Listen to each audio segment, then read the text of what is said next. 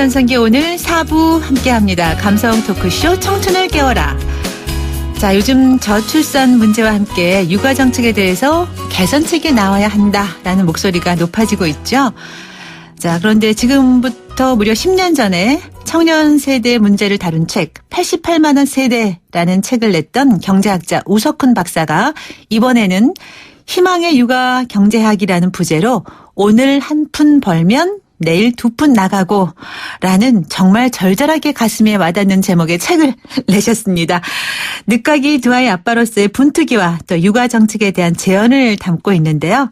오늘 우석훈 박사 자리에 함께 하셨습니다. 안녕하세요. 네, 안녕하세요. 네, 반갑습니다. 자, 아이들이 남자 아이들만 2명이시라고요? 딸이 진짜 있었으면 했는데요. 네.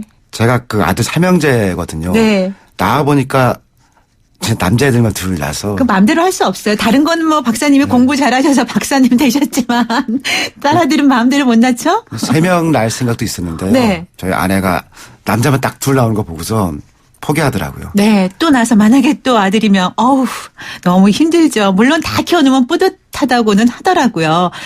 자, 그런데 죄송하지만 우리 우 박사님 올해 몇 살이신가 여쭤봐도 될까요? 우리 나이로 딱 50 됐어요. 아, 그러세요? 만으로 하면 약간 여유가 있는데요. 아유, 그냥 만 50이죠. 하지 말고요.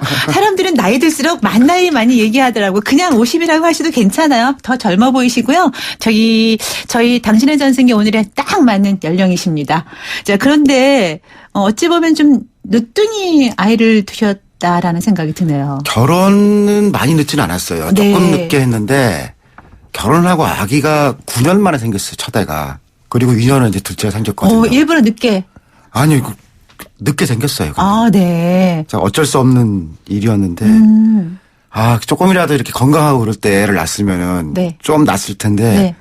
진짜 죽겠더라고요. 애들 힘이 너무 좋아요. 네. 그런 말씀 많이 하죠. 아이들, 특히 남자아이들 키울 때 아빠가 같이 운동을 많이 해줘야 되니까 아빠의 체력적인 소모가 좀 많아서 네. 아빠 건강 관리 잘해야 된다는 얘기 우스갯소리를 하거든요. 그게 그렇더라고요. 그러니까 소근육이 막 발달하는 나이가 있고, 네. 조금 더 지나면 이제 대근육을 쓰는 나이가 있거든요. 네. 들고 던지고 막 돌리고 그래야 되는데, 네. 한 30번 그러고 있으면은, 이게 도대체 나는 어디에 있냐, 지금 뭐 하는 짓이냐. 힘들어요. 그래도 그렇기 때문에 더 건강하고 더 젊어질 수 있는 것 같아요. 네. 아이들이 어리면 엄마 아빠가 또 젊어 보이게 노력들을 많이 하시더라고요, 요즘에는. 그래서 잘 나이를 모르겠어요. 같이 이제 이렇게 만나는 부모들 있잖아요. 네. 젊은 사람들 많이 봐요. 그러면서 또 젊은 기를 또 얻으시는 거죠. 우스갯소리지만. 자, 우 박사님이 어린이집에 꼭 아이를 데려다 주신다고 들었는데 오늘 저희 프로그램에 오시느라고 좀 바쁘지 않으셨어요? 오늘은 둘이 다 아파서요. 어쩐 일로? 병원 갔다가 다시 집에 왔거든요. 요즘에 감기 때문에 그런가? 환절기. 네, 환절기 감기 때문에. 환절기도 그렇고 보니까 겨울에는 오히려 덜 아픈데 네. 3, 4월에 황사 오고 그다음에 일교차 크고 그러면은 그때가 더 아프더라고요. 네. 역시 아빠지만, 아이를 키우는 아빠답게 보통의 아빠들과 다른 그 얘기를 하시는 것 같아요. 아빠들 환절기에 감기 때문에 병원에 데려다 주고 왔다. 보통 엄마들이 하는 이야기인데 좋습니다. 자, 그런데 지금부터 10년 전이니까 2007년쯤이죠. 그 청춘들의 문제를 다룬 책, 88만 원 세대라는 책을 내셔서 엄청난 화제가 됐었는데 이번에 또 육아 경제학 새로 내셨어요.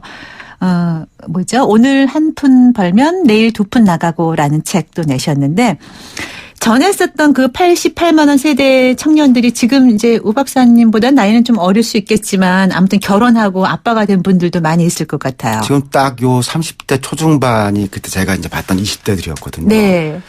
원고 한참 준비하고 있을 때 그때 이제 알게 됐던 어떤 여대생이 한 명 있었어요. 네. 그래서 이제 책도 읽고 원고도 뭐 봐주고 그랬던 친구인데 아기 낳았다고 그 문자가 왔더라고요. 네.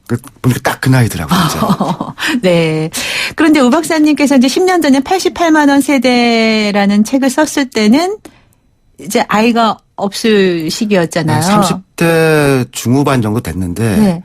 결혼은 했는데 아기가 없었죠. 네. 근데 이제 지금은 이제 두 아이 아빠로서 또 육아를 전업으로 택하신 지금 현재로서는 아빠로서 좀 세상을 바라보는 시선이 좀 바뀌셨나요? 예전에는 사람들이 그전에 어떻게 살았을까 젊었을 때 그런 생각 잘 안 했어요. 네. 그냥 보면 보이는 대로 봤는데 요즘은 보니까 길에 이렇게 지나가는 아이들 보면은 3살인지 5살인지 이제 딱 보면 알아요. 어느정도 구분이 가요. 네. 그전에는 이제 애들이었는데 네. 그리고 남의 애들 같지 않아요. 그러니까 이제 한 명 한 명을 약간 개성을 갖고 보게 되니까 네.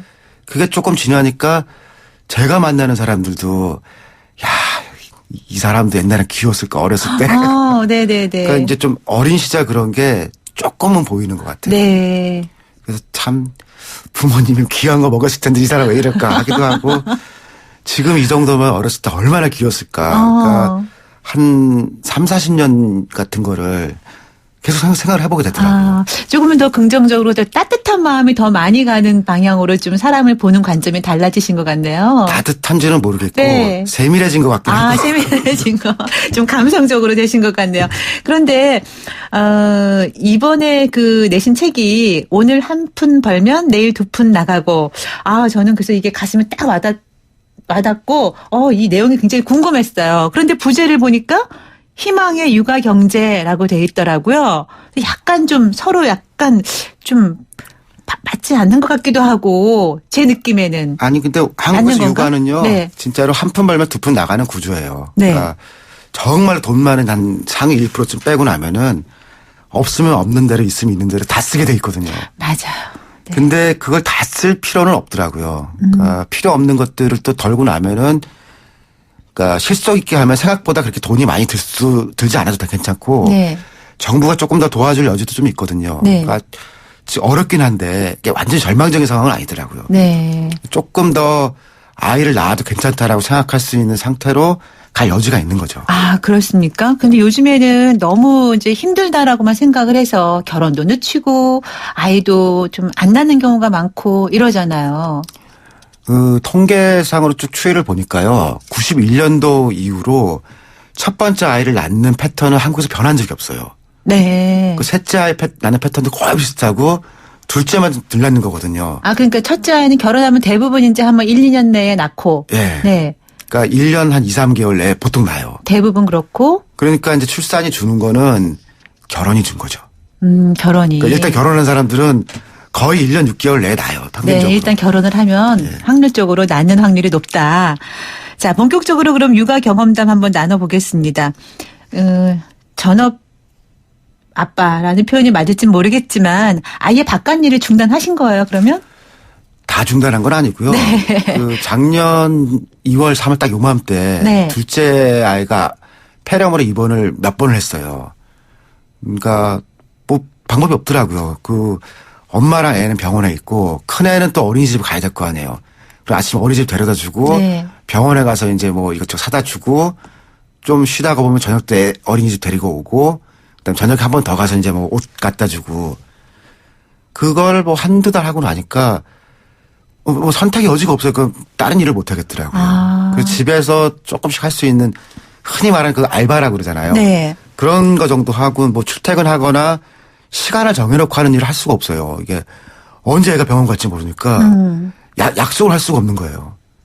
그러다 보니까 이제 전업은 아닌데 그냥 애만 보고 있는 거죠.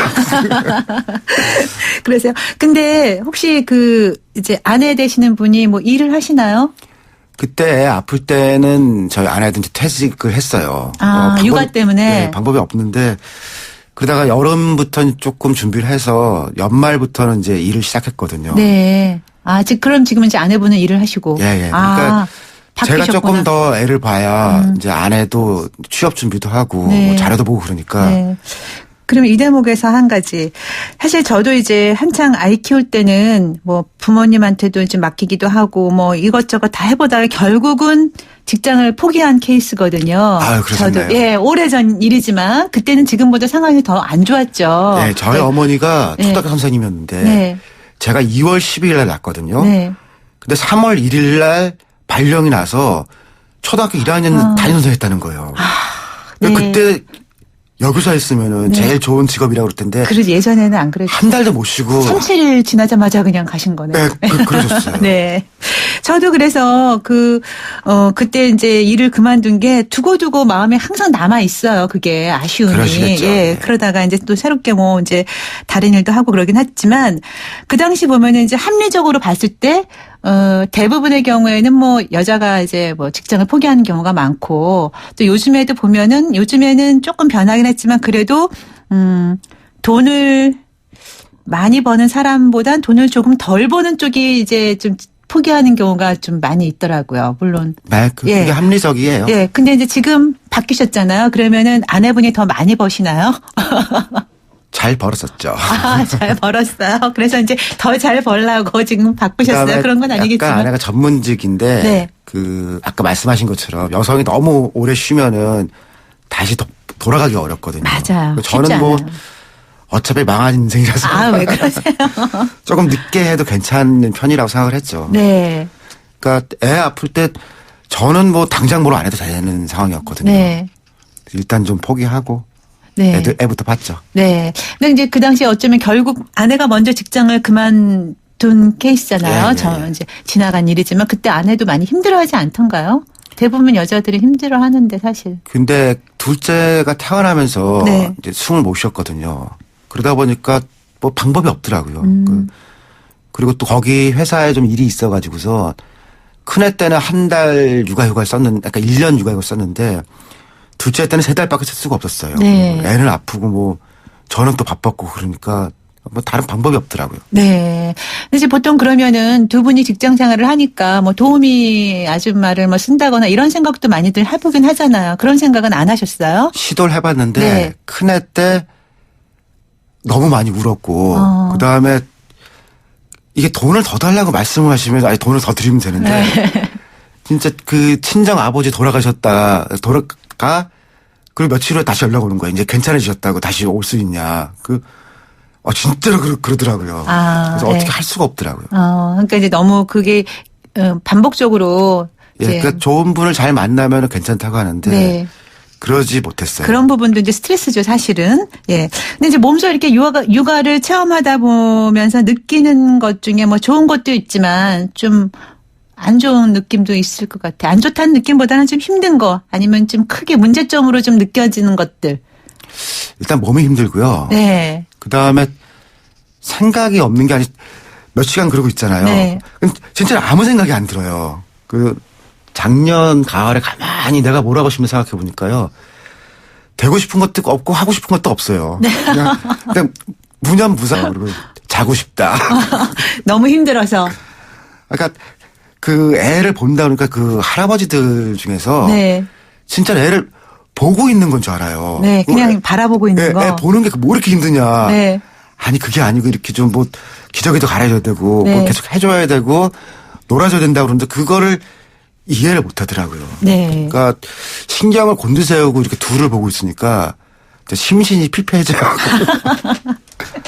심신이 피폐해지면서 느끼는 거 아내에게 고마운 마음 아니면은 우리 엄마한테 또 고마운 마음도 들 것 같아요. 아이를 직접 키우다 보니까 물론 경제학 박사로서 뭐 여러 가지 정책적인 것도 많이 생각을 하셨겠지만 그 아이를 키우면서 그 엄마에 대한 느낌 또 아내에 대한 인식 또 기존의 일반 남자들이 갖고 있는 그런 인식에 대해서도 많이 변하지 않으셨을까요? 진짜로 힘든 거더라고요. 그리고 아빠들도 저는 만나잖아요. 네. 근데 제가 알고 있는 사람들 중에서는 꼭 야근을 안 해도 되는데 집에 가는 게 무섭다는 거예요. 집에 들어가서 좀 해라. 네. 근데 기저귀 안 가는 아빠가 의외로 많더라고요. 그래서 그거는 그냥 아내 일이야. 이렇게 치부해버리는 경우가 얘기를 많죠. 하면은 네. 자기도 하고 싶다는 거예요. 그래요? 네, 똥기저귀도 갈고 하고 싶은데 음. 안 해봤더니 좀 무섭다는 거예요. 그래서 하면 쉽다. 그래도 네. 그러니까 이 진짜 시간이 없는 것도 일부 있고 좀 무서운 것도 일부 있고 복합적인 감정이더라고요. 네. 해보면 그 어려움도 알고 자꾸 하다 보면 또 그렇게 아니, 큰 어려운 짓은 것도 아닌데 아닌데 예, 큰일은 아니지만 혹시 애가 다칠까봐 네, 뭐 그런 염려도 있더라고요. 근데 육아를 키워보면 기저귀 가는 게 문제가 아니라 사실은 뒤돌아보면 또 뭔 일이 벌어져 있고 뒤돌아보면 또 뭔 일이 벌어져 있고 정말 눈을 뗄 수가 없고요. 손을 뗄 수가 없는 게 육아거든요. 제일 뭐 위험한 해보셔서 건 아시겠지만 그 컨센트 같은 거 안 막아놓으면은 네. 이제 애들이 이제 젓가락 들고 꽂거든요. 네. 그러니까 일상이 아무것도 아닌 줄 알았더니 그럼요. 모든 모서리마다 다 이렇게 플라스틱 같은 거로 막아줘야 되고 계단이니 선반 이런 거 다 막고 네. 나만 아는 게 없다니까요. 그렇죠. 이게 정말 체험에서 느껴진 얘기들입니다. 자, 그런데 이제 손수 이렇게 육아를 하다 보니까 육아 정책에 대해서도 많이 생각하시는 게 많을 것 같아요. 예를 들면 이제 어릴 적부터 유치원도 보내지만 요즘에는 뭐 어린이방? 영어 유치원. 예, 뭐 어린이 예. 유치원 다니면서도 영어 유치원. 예, 예. 뭐 그런 것뿐만 아니라 학원을 벌써부터 많이 다니잖아요. 어린이집 3살 시절부터. 때 시작된다고 하는데 네. 뭐 더 어린 과정도 네. 있어요. 그래서 네. 앞구르기 뒷구르기도 학원 가서 배워요. 네. 그런 거에 대해서 어떻게 생각하세요? 다 보내야 된다고 생각하시는 건 물론 아니겠지만 그렇다고 해서 안 보낼 수도 없고. 어린이집은 꽤 일찍 보냈거든요. 네. 근데 큰애는 돌 약간 전에 보냈고 둘째는 6개월 때 보냈어요. 6개월 때요? 이제 큰애가 가 있으니까 이제 둘이 같이 갈 수 있게 하려고 네. 그렇게 했는데 어린이집은 좀 일찍 가는 게 난데요. 네. 다른 걸 이렇게 많이 배울 필요가 있을까 싶더라고요. 네. 이 광고 문구가 이렇게 돼 있어요. 영어 이제 학습지 문구에 3살이면 늦는다고 돼 있어요. 네. 근데 좀 너무 과하다 싶더라고요. 30살이어도 괜찮다 이런 거 생기면 어떨까요? 자, 그러면 뭐 어떤 육아 정책들이 좀 펼쳐지면 좋겠다라는 생각을 하시나요? 그런 사교육과 관련해서도 그렇고 뭐 지금 출산율과도 관련해서 좀 서두에 말씀하셨지만 후보들이 좀 내는 거 약간 비교를 해보면은 네. 그러니까 문재인 후보나 이재명 후보가 조금 더 적극적으로 국가가 뭘 하겠다라고 하는 쪽이고 안희정 후보 쪽은 보니까 있는 제도도 안 지킨다. 그래서 있는 어린이집 같은 거나 직장 어린이집 제대로 안 하는 기업들을 하도록 하는 게 우선이다라고 돼 있는데 제일 소소한 거를 제가 생각해 보니까요. 돈 안 드는 것들도 사실은 도움될 게 좀 있을 것 같더라고요. 우리가 초등학교, 중학교 다 전학 가잖아요. 네. 요즘 대학도 편입하니까 전학 가거든요. 어린이집은 전학이 없어요. 그래요? 예, 그러니까 이제 1년 반, 2년 기다려서 이렇게 갔다가 네.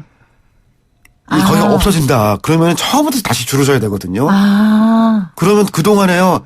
이사 갈 수가 없는 거예요. 그리고 전세 기간 끝나도 보니까 그 근처에서 맴돌아야 되는 거고. 그래요? 한 10%쯤만 여유 있게 이렇게 해주면은 아니 왜 어린이집은 전학이 없지? 그 국공립 내에서라도 그거는 옮겨가는 게 쉽지가 않은 거군요. 예. 이사 갈 때 그런 것들. 하면은 그것만 해도 조금 나을 것 같더라고요. 이건 돈 들 일도 아니거든요. 네, 네. 그러니까 어떤 거는 돈이 드는 것도 있지만 돈 안 드는 것들도 조금만 더 미세하게 보면은 개선될 만한 여지들은 좀 있는 것 같아요. 네, 너무 새로운 거 없는 거 자꾸 생기게 해서 가짓수만 늘리지 말고 제대로 있는 거 안에서도 좀 새롭게 그 안에서 이렇게 좀 정착할 수 있는 네, 방문들이 많이 나왔으면 좋겠다는 말씀이신 것 같은데 저 프랑스에서도 오래 계셨잖아요. 네. 공부하시면서 그때 물론 이제 그때는 그만큼 관심은 지금보단 덜 하셨겠지만 그 프랑스 육아 정책 중에 생각나는 거 있으세요? 뭐 부럽다라는 일단 제일 큰 거는 국공립 어린이집 비율이 네. 한 55%쯤 돼요. 그러니까 우리가 이제 직영까지 하다가 위탁까지 치면 한 10%좀 넘는 걸로 알고 있거든요. 네. 그리고 그냥 거기서 하는 농담인데요. 첫째 나면은 좀 먹고 살만하고 둘째 나면은 조금 풍족해지고 셋째 나면 부모가 차를 굴리게 된다고 그래요. 그래요? 그러니까 뭐 중고차라도 어쨌든 이 보조금이 괜찮게 나오니까 애셋 나면은 이제 부모가 차를 몬다. 근데 실제로도 좀 그런 것 같고요. 그다음에 또 한 가지는 이건 우리나라 어머니들이 들으면 조금 어떻게 생각하실지 모르겠는데 엄마들끼리 그렇게 얘기해요. 그러니까 애 낳는데 10달이 지났는데 애 낳기 전 몸매를 회복 못하면은 엄마들끼리 서로 놀려요. 너 인생 그렇게 살면 안 된다. 근데 그 애 갖고 있는 게 딱 10개월이잖아요. 네. 그러니까 우리는 엄마가 전적으로 매달려야 되는데 네. 국가가 그 뒤를 해주고 돌아가니까 너 빨리 네 인생 찾아야 된다라고. 그러니까 우리 식으로 이제 애 키우고 막 2, 3년 됐는데 엄마 정신 못 차리잖아요. 그럼 엄마 친구들끼리 너의 인생관을 한번 다시 검토해라. 그런 분위기예요. 그렇죠. 근데 이제 뭐 그런 외적인 것뿐만이 아니라 아이들 키우기가 사실은 뭐 아까 정책도 말씀하셨지만 자꾸 힘들어서 뭐 셋째까지는 뭐 엄두도 못 내는 경우가 사실 많아요. 근데 얼마 전에 우리 담당 김혜민 PD도 저한테 선배 저 지금 아들 하나 딸 하나인데 너무 예쁘긴 한데 힘들기도 하지만 하나 더 낳아볼까 고민 중이에요. 그래서 제가 단호하게 됐어. 일을 할래. 아이를 키울래. 제가 그랬거든요. 제가 너무 단호하게 그랬는지 모르겠지만 만약에 박사님 입장이라면 어떻게 조언을 해 주시겠어요? 저는 그냥 무자식 상팔자 그냥 둘로 만족해 그랬거든요. 저희는 이제 셋날 생각이 있었는데 네. 둘째 아프면서 진짜 엄마 아빠의 기준이 쇠력한 거죠. 셋째 포기했는데 쥐리 갔다가 그런 걸 봤어요. 네. 그 쥐리 연방공과대학이 되게 좋은 대학이거든요. 그 아인슈타인 나왔던 학교죠. 학교에 들어가면 제일 먼저 유리로 된 되게 이쁜 3층짜리 건물이 있거든요. 그게 어린이집이에요. 그러니까 쥐리 대학에 들어오는 사람은 뭐 교수나 강사나 학생이나 엄마들이 애를 거기다 맡겨놓고 갈 수 있거든요. 꼭꼭 등록 안 해도 되는 거거든요. 그러니까 그렇게 동선 구석구석에 아이들을 좀 돌볼 수 있는 게 잘 돼 있으면 셋째 아니 넷째도 낳는데 지금 한국 사회에서 진짜 어렵긴 하더라고요. 네, 어렵죠. 직장 어린이집 보니까 막 10대 1 막 그래요. 네. 그리고 나 어떤 회사에서는 그 그러니까 그 안에서 직장에서 결혼한 사람들 있잖아요.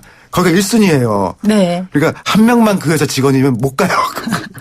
그렇죠. 좀 더 이제 아이를 이렇게 잘 키울 수 있는 여건들이 잘 마련됐으면 좋겠다라는 건 뭐 누구나 다 바라는 거지만 또 현실에 좀 녹록하지 않기 때문에 이런 뭐 저출산 문제도 생기고 그러는 것 같아요. 지금 5741 하나님, 까칠한 우석훈 박사님 맞나요? 까칠하세요? 아, 겁나 까칠하죠. 그래요?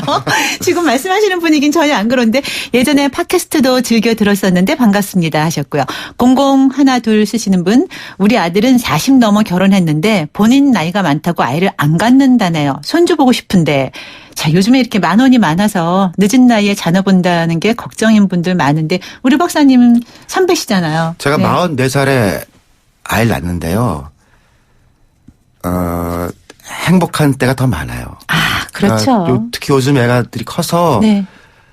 이 동요 틀어주면은 막 춤추고 노래하고 막 네. 뛰어다니거든요. 그럴 때는 진짜로 행복해요. 네. 그러니까 애 낳는 게 저 이제 책에도 그렇게 썼는데요. 천국문하고 지옥문을 동시에 여는 것 같은 거거든요. 근데 천국문에 있을 때는 진짜 행복하죠. 네. 글쎄요. 40대시면 뭐 우리 우 박사님도 지금 두 아들 낳아서 육아까지 맡고 계신데요. 충분하신 것 같습니다. 네. 자, 그런데 우리 아이 키우는 우 박사님 어떤 부모가 좋은 부모라고 생각하세요? 돈 많은 부모가 아니고 깜짝 놀랐어요. 돈 많은 부모 이러시는 줄 알고. 그 여유를 낼 수 있는 부모인 것 같아요. 마음의 여유. 예. 그리고 네. 그러니까 함께하는 시간이 많다라든가 뭐 이런 것들인가요? 경험을 좀 많이 할 수 있으면 네, 좋겠고 네. 그러니까 아빠들한테 제가 꼭 해주고 싶은 얘기는 한 3살 후반 4살쯤 되면은 배변 훈련 할 때가 있거든요. 그러니까 이제 기저귀 떼기 시작할 텐데 네. 그때 처음 알았어요. 이제 변기애가 혼자 앉아 있다가 한 며칠 되니까 나가라는 거예요. 문 닫고. 네. 근데 그 전까지는 걔도 창피한 걸 전혀 몰랐는데 4살쯤 되니까 이제 알아요.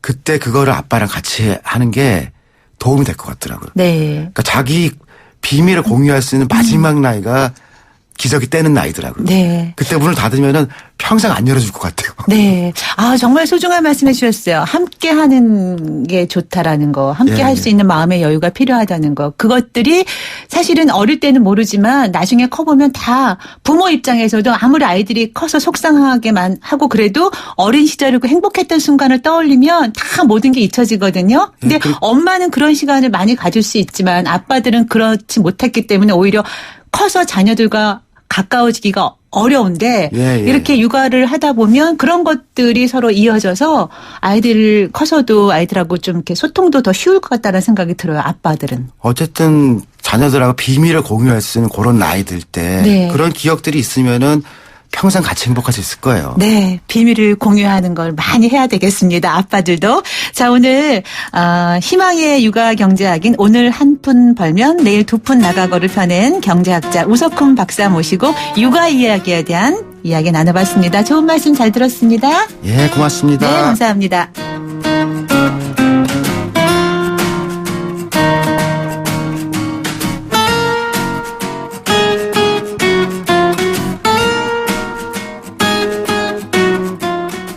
네, 오늘 문자 주제는 부모로 사는 게 힘들 때였는데요. 091 하나님, 저는 올해 68세인데요. 부모로 살면서 가장 힘든 것은 자녀 결혼 문제인 것 같아요. 아들이 37살인데 아직도 미혼이에요. 네, 이거는 글쎄요. 자, 3690님, 아이가 아플 때죠. 아토피 피부 질환으로 고생하는데 병원 가도 완치 안 되고 좋다는 건 다 해봐도 효과가 없네 하셨어요. 아이고, 아토피 때문에 고생 많을 텐데, 글쎄요. 병원에 가셔서 좋은 약도 많으니까 좀 괜찮을 것 같아요. 자, 7045님, 요즘 경제적으로 힘든데 아들이 결혼하는데 제대로 해주지 못해서 아빠로서 마음이 힘드네요. 네, 결혼 때문에 고민하시는 부모님들 저희 50플러스라서 그런가요? 많이 계시네요. 자, 오늘 끝곡은요. 함께 하신 우석훈 박사님이 듣고 싶다는 곡으로 선택했습니다. 최백호의 낭만에 대하여 들으면서 저는 인사드려야겠네요. 당신의 전성기 오늘 지금까지 김명숙이었습니다. 내일 아침 10시 20분에 다시 올게요. 여러분, 오늘이 가장 젊은 날입니다.